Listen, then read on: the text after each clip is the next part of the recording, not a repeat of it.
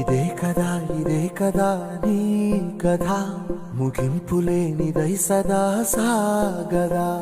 ఇదే కదా నీ కథ ముగింపులేనిదై సదా సాగదా.